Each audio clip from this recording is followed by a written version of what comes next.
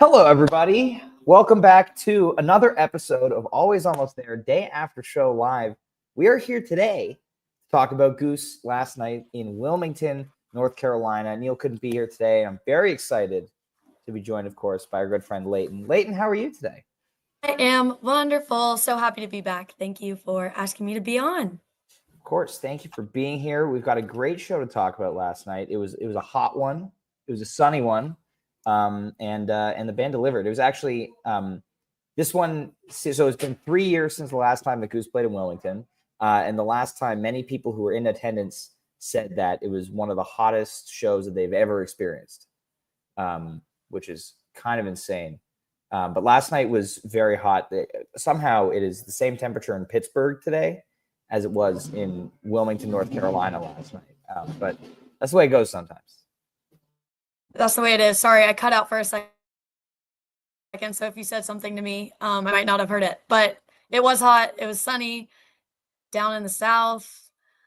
Wishing I was there for it because that's not too far from where I am. But venue looked awesome. It looked like a good crowd too. It definitely was. And the venue's relatively new. Sorry if there's background noise here. Venue's relatively new. It was built in 2022. This is also the place, the infamous Fish Monsoon show from 2023, where they had to stop playing in the middle of the second set because of weather. But the weather was absolutely perfect for the show yesterday. It was clear, it was hot, but then once the sun went down, it was just really sweaty and not too bad. Nice and humid. Yes. And humid. Oh, very, very much so. Let's dive in here. Let's get things started. We start off. My mind has been consumed by Media, Echo of a Rose, Lead Up, Yeti. Media has been great this tour. The Talking Heads kind of remix to it. Always a treat. I'm always happy to hear it now. And then Echo. I don't really think they need to play it if it's going to be 6 minutes long. Yeah, it was really short. Like I can't help but be disappointed. I don't want my first instinct to be like, oh, this is disappointing, but because it's a great song. But I'm definitely disappointed when they just kind of, don't really do anything with it when it has so much potential. And I feel like it's been kind of weird this year. Yeah. I also want to say before we get into the Echo, but kind of on that note of a weird start, I felt like, and all the musical technical terms more than I do, but I felt like Media kind of had a different tone to it. Like, I don't know. When I was listening last night and listening back this morning, it didn't have that like oomph to it that the Fiddler's Media had. Maybe that was attendance bias. I'm going to say that one was really good. That's watching on the stream versus being there. Last night, Rick was playing a lot of notes. Oh, Media. He was absolutely. Yeah. It was more the vocal tones. It sounded like there was something that was off a little bit, but I don't know if that was just more of a me thing, and overanalyzing as you and I do. Oh, that's why we're here on this podcast right now. That is right. So then Lead Up and Yeti, just first set fair. Lead Up coming back. I feel like oddly long gap for something that's on the new album. Hadn't been played since Boise, 9 shows. And then Yeti, good. We're second one in a row. Proper Yeti. Love to see it. Yeah. I like to see the way that it's always awesome, especially now that they've turned Trevor up the way that they have, which I love hearing his bass. You can hear Trevor's not been getting the recognition that he deserves, and I will die on this. Like, he has just been a genius on the bass lately, but Yeti is one of those moments where everybody is forced to give him the attention that he deserves. So it gets to that start of Yeti. It's like already the camera's on him, lights are on him. And you can tell he's starting to move around significantly more. And I just keep thinking about in the indie tumble, the part where he's like doing the shoulder. Yes, thing. The shoulder bumps. Absolutely. I am all here for it. Keep Trevor turned up. Yes, amazing. And then we get Green River. Second one in a row where you get this amazing, just like fast-paced 2-guitar funk jam. I'm a huge fan of this, and they should keep doing it. Obviously, when they started Green River, I was just very hopeful that the San Francisco kind of jam wasn't going to be a one-off. Very pleasantly surprised, and Rick and Peter both just digging in on rhythm here. Yeah. So good. The CCR covers for them are really good. I mean, and even bringing out the Suzy Q in Fiddlers and bringing back the Green River, I would like to see them get deeper into their catalog. I would like a deep cut CCR, honestly. That I think Oh, that they would nail that. That's a challenge if they're willing to take it. deep cut CCR. Oh Mhm. boy. All right. I love it. I love it. And then, I mean, Big Jam coming up next. All I Need. This is the first 20-minute version in almost a year. Last one was at the Fox in Atlanta last year. And this is Mhm. also the best All I Need, I think, since 2023. Really happy to see this one stretch out the way that it did. Really happy to hear kind of the tones that they were getting into. And just there's some really great interplay throughout this jam. I think it's not the deepest per se, and I think that's a trend that we get in this show. But there's a Mhm. lot of great community. Again, I'm saying this every episode now because it's happening. But there's a lot of great communication happening here, and Trevor leading at times, and Peter leading at times, and Rick leading at times, and Cotter doing that like fluid rolling beat that he does. But Yeah. yeah, quite enjoyed this. Numerous peaks, hair over 20 minutes. Yeah. I will say the way that they were playing All I Need, I was really excited when they started playing Born because I did not expect this show gap for Born. Mhm. I mean, it's been what, since San Francisco since they played? I think so. Yeah, I think it's been Yeah. since San Francisco, and it was only like 7 minutes. So that was a little bit disappointing. I would have liked for them to tear in more to the Born as opposed to going in to Give It Time. Um, This is what but we call the Christian rock segment of the show, yeah, Layden. This is where you get Born yes, and Give It Time together. yes, It's like right. double dose. Double points. Yeah, yeah. Yeah. I mean, yeah, I didn't really expect Born to jam there, and I think we've talked about this before, how Born can either be the jam vehicle or not, and it's great either way. I Mhm. agree, obviously, selfishly, I want them to jam everything always, but I also recognize for the purposes of timing, which they did magnificently well last night with time management. Good job. 2 75-minute sets or so, and 10-minute encore. Like, All nice work. credit to Sam King on that one. Yeah, really. That the band doesn't get credit for that. No, they don't. But yeah, Born Give It Time to close the first set was great. I was surprised to see Give It Time come back again so quickly. Mhm. But I mean, it's always a great first set closer. Yeah, there have definitely been a lot more frequent plays in the mix lately. I feel like I also think that we thought that we were going to get more of like the Iguana, the Dustin Hoffman on the frequent rotation, and that it would Mhm. push back Give It Time a little bit more. But Give It Time has proven to be a staple that they just keep coming back to. So What I thought was interesting was that Give It Time was gone from Ben to Indy, but then now it's popping up again, only after a mhm. couple of shows. So I'm curious whether that has to do with, kind of going out last night being like, we want to play Give It Time, because that was an audible as well, I think.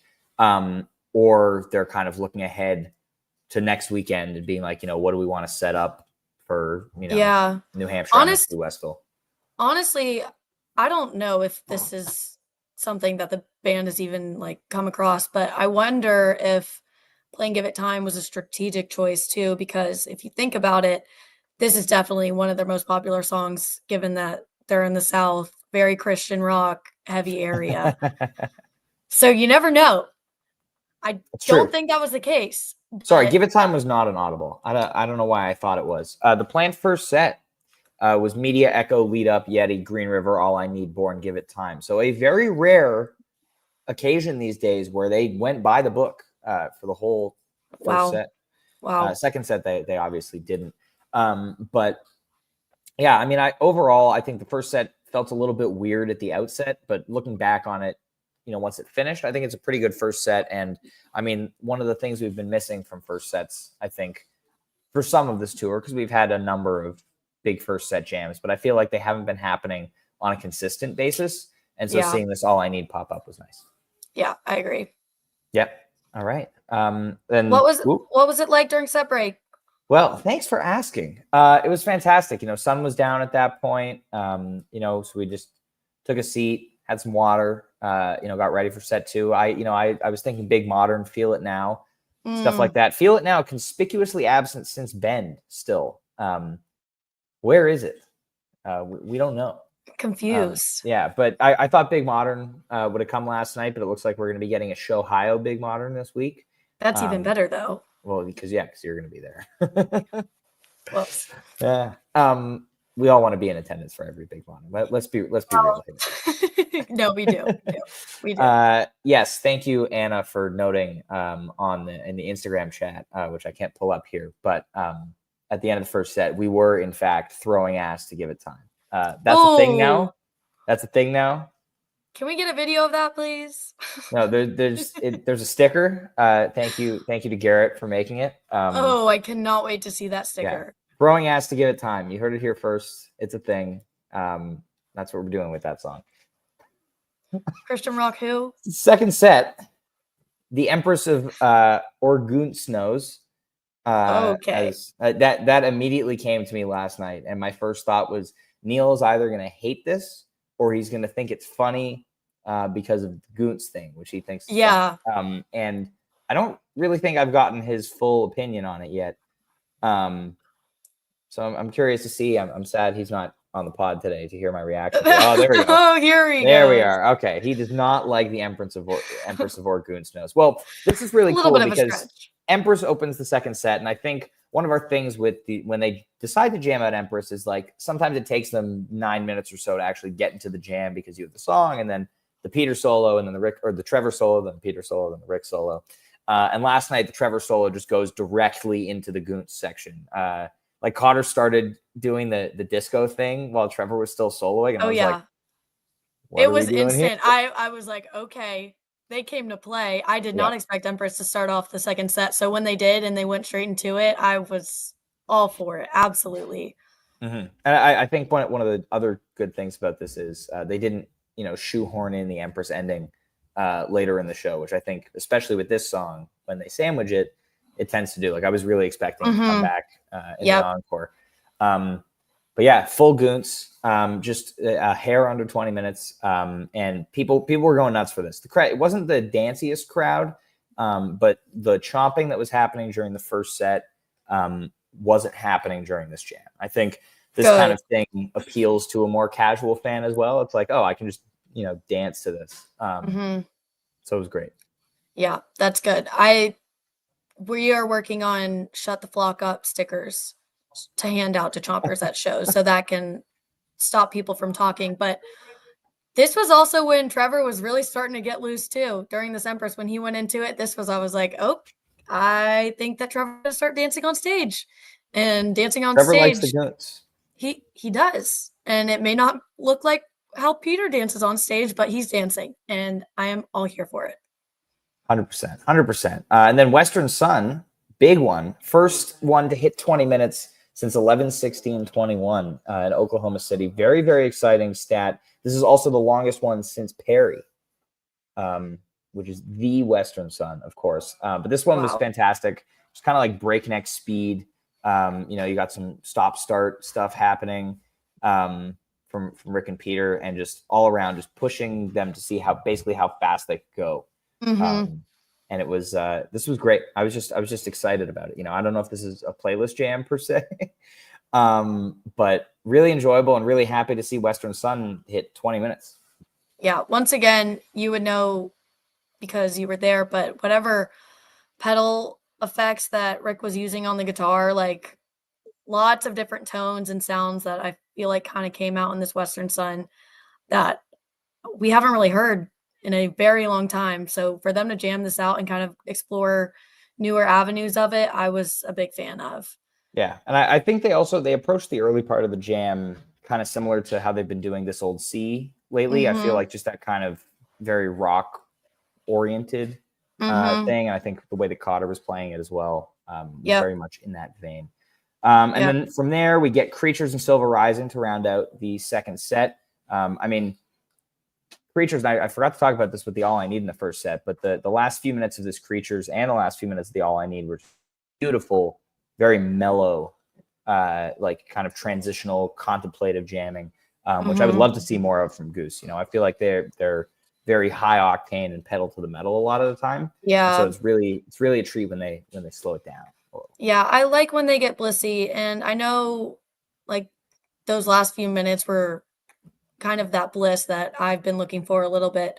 The bliss that they were playing in St. Louis a little bit more, but kind of were interrupted by, well, at least on the soundboards, you can hear a lot of chomping, screaming.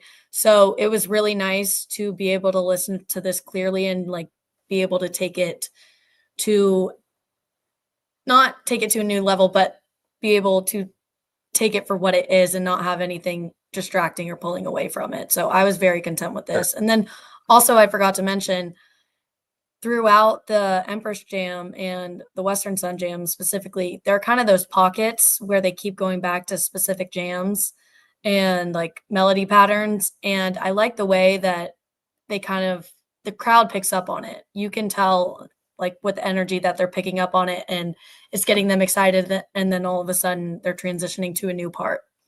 So I kind of like how they're pulling in those different segments, but at the same time, keeping it fresh.